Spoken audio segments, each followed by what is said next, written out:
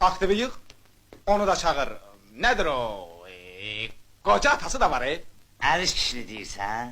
Eliş?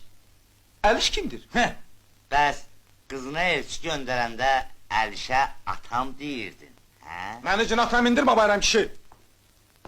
Ged onu çağır, nedir o? Keçmiş agronomumuzu deyirəm. Görəsən, ulduz harda olar? Ulduz bax buradadır, xırtdəyimdədir. Bax burada. Bir deyim eşitsen tengi düşmür dilinden. Sus sus sus. Bir deyim eşitsen tengi düşmür dilinden. Sus sus sus. Bu ulduzun elinden zara gelmişem.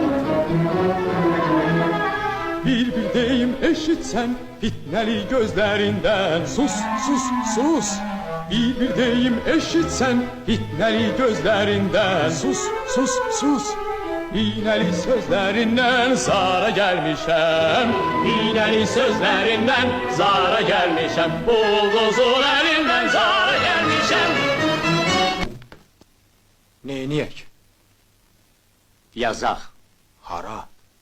Mən dördünü yazıb Bakıya göndərmişəm.